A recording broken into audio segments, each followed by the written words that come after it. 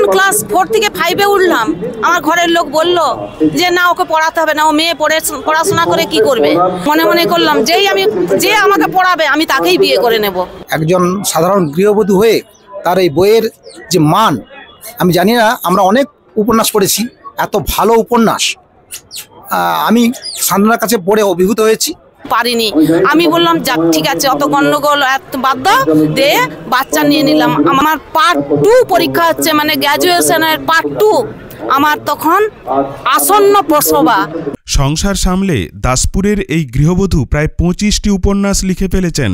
এবার ঘাটালে যে জেলা বইমেলা হলো, সেই বইমেলাতেই মান্না, দেশ এবং অঞ্জলি পাবলিকেশনে ছিল তার বেশ কিছু উপন্যাস। রেকর্ড বিক্রি, সবকটি উপন্যাসই শেষ। দাসপুরের হোসেনপুরের এক কৃষক পরিবারে জন্ম তার। আর্থিক অনটন, সাথে মেয়ে বলে বাপের বাড়িতে মেয়েকে আর উচ্চশিক্ষায় শিক্ষিত করার অনিচ্ছা দেখেছিলেন বর্তমানে দাসপুরের রামদেবপুরের গৃহবধূ সান্তনা সামন্ত। পড়াশুনোর জেদ, যে পড়াবে তাকেই বিয়ে করবেন ঠিক করেছিলেন তিনি। বিয়ের পর স্বামীর চেষ্টায় উচ্চশিক্ষায় শিক্ষিত হলেও পরিবার স্বামীর চাপে মেদিনীপুর ওমেন কলেজে পড়া চলাকালীন অন্তঃসত্ত্বা আর পার্ট 2 পরীক্ষা দিয়েছেন ওই অবস্থাতেই। এমএ পাশ করেও শান্তি নেই। আইনের দ্বারস্থ হয়ে বহু লড়াই করে বর্তমানে তিনি এক অঙ্গনওয়াড়ি কর্মী। এত কিছুর মাঝে গৃহবধূ সান্তনা শ্রীমতী সান্তনা নামে একের পর এক গল্পের সিরিজ লিখেই চলেছেন। লিখছেন উপন্যাস, সাথে কবিতাও। দাসপুরের সুলতাননগর প্রাথমিক বিদ্যালয়ের প্রধান শিক্ষক এবং কবি বঙ্কিম মাঝি বলছেন, এত জীবনযুদ্ধ, এত লেখালেখি, তবুও তার সহপাঠী এই সান্তনা প্রচারের আলোয় নেই। সান্তনার লেখায় তিনিও মুগ্ধ। আজ সেই সান্তনাই আপনাদের কাছে তার জীবনের গল্প নিয়ে আনকাট আমিতে।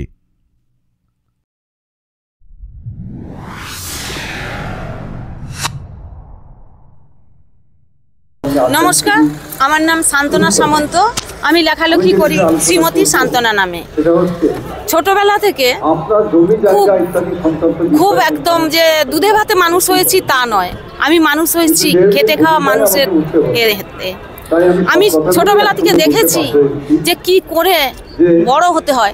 আমি যখন ক্লাস 4 থেকে 5-এ উঠলাম, আমার ঘরের লোক বলল যে না, ওকে পড়াতে হবে না, ও মেয়ে পড়াশোনা করে কি করবে। তখন আমার মা, তিনি আজকে স্বর্গে গেছেন, তিনি বললেন 5-এ উঠলে তো কি করা যাবে, 5-এ উঠলে পুরনো বই টই কিনে দেব, আর কিছু লাগবে না ওকে বলে আমাকে 5-এ ভর্তি করে দিল। কোথায় না, রাজনগর স্কুলে। আবার 8 পর্যন্ত যা পুরনো বই। আমার বাবার বাড়ির গ্রামের নাম হোসেনপুর। আমার বাবার নাম শ্রী গৌরহরি মান্না, স্বর্গত। মায়ের নাম শ্রী মঞ্জুশ্রী মান্না, তিনি স্বর্গত। আর আমার এখন বিয়ে হয়েছে রামদেবপুর গ্রামে।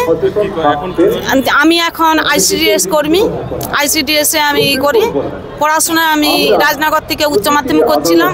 তখন একটু বলে নিই, আমার এটা একটু বলে নিই। তখন যখন 9-এ উঠলাম, কোনোদিন আমার টিউশনই মাস্টার ছিল না, নিজেই পড়ে পাস করে গেছি। তখন বলছে কি হবে, মেয়েকে পড়ে ও 8 পাস করে গেছে, নিজের করে খেতে পারবে, ওকে বিয়ে দিয়ে দাও। বাবা চাষবাস করতেন। এইরকম চাপ আসছে। তখন আমরা হচ্ছে যে 2 ভাই 2 বোন, 2 বই। আমি বোনেদের মধ্যে বড় ছিলাম, আমার এক দাদা, আর আমার নিচে 1 বোন 1 ভাই। তখন আমি কি করলাম, যে খুব কান্নাকাটি শুরু করলাম যে কি করে না পড়াশোনা আমি করব। আমি এইটুকুন জানতাম যে কিছু হোক আর না হোক, তাহলে পড়াশোনা করলে কিছু হয়তো একটা কাজ টাজ পেয়ে যাবো, এরকম ছিল। তখন আমি বললো সেই একই যে পুরনো বই কিনলাম। একটা আমার ব্যাগ ছিল না, স্কুল যাওয়ার ছাতা ছিল না, এক জামা পরেই আমি স্কুলে গেছি। তারপরে মাধ্যমিক দিলাম। মাধ্যমিকে আমি মেয়েদের মধ্যে ফার্স্ট হয়েছিলাম। আমি 89 সালে যখন দিয়েছিলাম, ভালো রেজাল্ট হলো। তারপরে এবার সবাই খুব ভালো বলার পরে আমাকে 11-12টাও হয়ে গেল, কলেজে আর পড়া হবে না। তখন আমি মনে মনে করলাম যে আমাকে পড়াবে আমি তাকেই বিয়ে করে নেব, এইরকম আমি ই করলাম। তখন আমার এখন যে হাজবেন্ড, উনি তখন বলছে যে তুমি পড়তে পারোনি, ঠিক আছে ভর্তি হয়ে যাও। আমাকে মেদিনীপুরের গোপ কলেজ, রাজা নরেন্দ্রলাল খান ওমেন্স কলেজের হোস্টেলে রেখে আমাকে ভর্তি করলো। 1 বছর যেতে না যেতেই ঘর থেকে চাপ, পারিপার্শ্বিকের চাপ, মেয়েকে রেখে পড়াতে হবে না, বিয়ে দিয়ে দাও বলে আমার গ্র্যাজুয়েশনের 2nd ইয়ার পার্ট 1 হলো না, বিয়ে দিয়ে হলো। ভালো, তখন বললো বিয়ের আগে বললো যে ঠিক আছে বিয়ের পরে পড়া হবে। এবার আমি তো খুব আনন্দ, বিয়ে হয়েছে।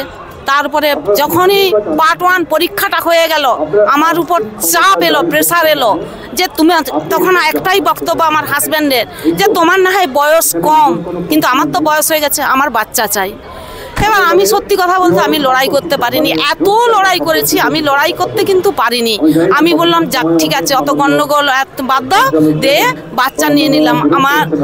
যখন আমার পার্ট 2 পরীক্ষা হচ্ছে, মানে গ্র্যাজুয়েশনের পার্ট 2, আমার তখন আসন্ন প্রসবা, যে কোনো মুহূর্তে ডেলিভারি হয়ে যাবে।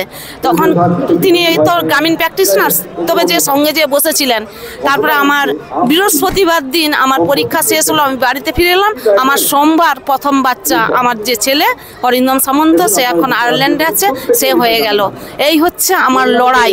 এবার বাচ্চা নিয়েই আমি আবার MA করলাম, এই পর্যন্ত গেছি, আর আমি যেতে পারিনি। চাকরির চেষ্টা করেছি, সেরকমভাবে করিনি, কিন্তু একটা পরীক্ষা দিয়ে আমি হাইকোর্ট করে ICDS এর চাকরি পেয়েছি, এবং হাইকোর্ট করে এখনো সেই চাকরিই করতেছি। এই আমার জীবনটা গেল। হ্যাঁ, এবার আমার নিজের হাতে সব লেখালেখিতে আমাদের বাড়ির কেউ পছন্দ করতো না, ওটাকে মনে করতো যে, বলছে ওটা একটা পাগলামি, এখনো বলে ভালো লোকেরা লেখালেখি করে না। আমি যখন কলেজে পড়ি তখন আমার একটা কবিতা একটা কলেজের পত্রিকায় প্রকাশ হয়েছিল। তারপরে এবার আমি অনেকগুলো, যখন কলেজের পড়ার আগে আমার লেখালেখি ছিল, সেগুলো আমার নষ্ট করে ফেলেছি। তারপরে আর দীর্ঘকাল আমি লেখিনি বা পড়িও করিনি। তারপরে আমার ছেলে যখন উচ্চ মাধ্যমিক পরীক্ষা দেবে, আমার বড় ছেলে, সে একটা গল্পের বই পড়তেছে। আমি বলি হ্যাঁ রে, তোর কি গল্পের বই পড়তেছি? না, দেখলো একটা ডিরেক্টিভ উপন্যাস, মানে সে গল্পে পড়তেছে। আমি বলি এই গল্পটা তুই পড়ছিস, এটা তো আমি একদিনে লিখে দেবো। বলে আমার প্রথম যে গল্প বলে আমার বড় ছেলে, সে বললো তুমি পারবে? না, বলে হ্যাঁ আমি পারবো, এই গল্পটা তো একদিনে লিখে দেবো। বলে প্রথম আমার সেই লেখা শুরু হলো। প্রথম সিরিজ শকুন্তলা গল্প, সেই গল্পটা আমার প্রথম বইয়ে আছে। সিরিজ শকুন্তলা ত্রিকুটে 3 মূর্তি বইয়ে প্রথমে আছে। এই যে আমার লেখা শুরু হলো, তারপরে ধীরে ধীরে দেখলাম যে সিরিজ গল্প লেখার থেকে যদি উপন্যাস লেখি তার চাহিদা ভালো, বলে আমি উপন্যাস লিখতে শুরু করলাম। আমি উপন্যাস এখন লিখছি, আমার এখন 25টা উপন্যাস লেখা আছে, সিরিজ গল্প লেখা আছে 55টা, ছোট গল্প প্রায় 50টা, এবং অনুগল্প এবং টুকটাক কবিতাও লেখি, সবই আছে। কিন্তু হ্যাঁ, আমি যেটা অন্তরীণ এই উপন্যাসটা, ওইটা শেষ করে ফেলেছে। 20-20 মাত্র নাকি নিয়ে এসেছিল, ওটা 23-22 সালে বেরিয়েছিল, কিন্তু বেশি আনেনি পুরনো বই বলে, কিন্তু ওই বইটা শেষ হয়ে গেছে। আর যে অন্য পাবলিশার্সগুলো নিয়ে এসেছিল সব শেষ হয়ে গেছে। আমার সবাইকে অনুরোধ করব, আমার অন্তরীণ উপন্যাসটা পড়ুন, সব বইই পড়ুন, কিন্তু অন্তরীণ উপন্যাসটা পড়ে দেখবেন সত্যিই খুব ভালো লাগবে। এটা একটা প্রেমের উপন্যাস, যারা পড়েছে সবাই খুব প্রশংসা করেছে, আপনারাও পড়ুন। নমস্কার। এই যে আমাদের দাসপুরের যে সান্ত্বনাদি, তার যে বই কিরকম বিক্রি হয়? না, বইটা ভালো বিক্রি হয়। এই ঘাটাল বইমেলা শেষ হয়ে গেছে। এনেছিলাম আমি 20টা নিয়ে এসেছি। 20টাই শেষ। হ্যাঁ, আর অন্যান্য জায়গায় ওটা ভালো চাই। অন্য জায়গায়। আপনার নাম? আমার নাম শেখ মিলন আলী। এই যে সান্ত্বনা সামন্ত মান্না দাসপুরের বুকে লিখে চলেছেন একজন গৃহবধূ হয়ে, এই যে তার স্ট্রাগল, কি বলবেন? আপনিও তো তার একজন পাঠক এবং পরিচিত। প্রথমেই বলি, সান্ত্বনা সামন্ত আমার ক্লাসমেট, আমরা একসাথে বাংলা অনার্সে পড়েছি। সান্ত্বনা এখন বিবাহ সূত্রে একজন গৃহবধূ, এমনি খুব সাদাসিধে জীবনযাপন। কিন্তু সান্ত্বনা তার বেশ কয়েকটি বই বের করেছে, আদরের উপবাস থেকে শুরু করে ত্রিকুটে 3 মূর্তি। আমি বইগুলো দেখেছি এবং পড়েছি।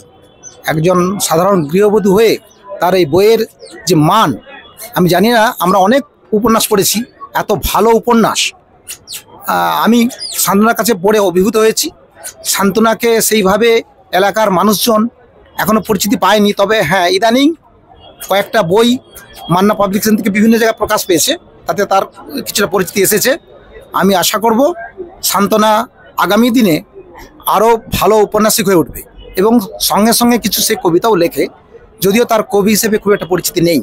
মূলত সান্ত্বনা উপন্যাসিক, এবং তার লেখার মান ভীষণ ভীষণ ভালো। আপনারা পড়ে দেখুন, আপনাদেরও ভালো লাগবে। সেভাবে পরিচিতি মানে এই নামটা প্রথম অনেকে জানবে নাকি? এলাকার বুকে সেইভাবে সান্ত্বনাকে অনেকে চেনে না, সেই নিয়ে সান্ত্বনার একটা আক্ষেপ আছে সে একদিন বলেও ছিল আমাকে যে আমাকে তোমার একটু কবিতা বাসরে, যদিও আমি কবিতা খুব কম লিখি, ডাকবে। আমি তাকে সত্যি কথা বলতে কি সব জায়গায়, কারণ আমার আহ্বানে তো সব কিছু হয় না, আমি চেয়েছিলাম, কিন্তু সান্ত্বনা খুব আন্তরিক। আমি এবারের এই ঘাটাল যে জেলা বইমেলা হলো তার কিন্তু প্রায় সমস্ত বই কিন্তু চলে গেছে। শুনলাম যে মান্না পাবলিকেশনে তার প্রায় সমস্ত বই নিঃশেষ। এটা কিন্তু খুব ভালো খবর। পাঠকবর্গ যারা রয়েছেন তাদের কাছে অনুরোধ, আপনারা আমাদের এলাকার সান্ত্বনা এলাকা বলতে দাসপুরের গর্ব সান্ত্বনা সামন্ত, শ্রীমতী সান্ত্বনা নামে লেখে আপনারা তার উপন্যাস পড়ুন এবং নিজেকে সমৃদ্ধ করুন।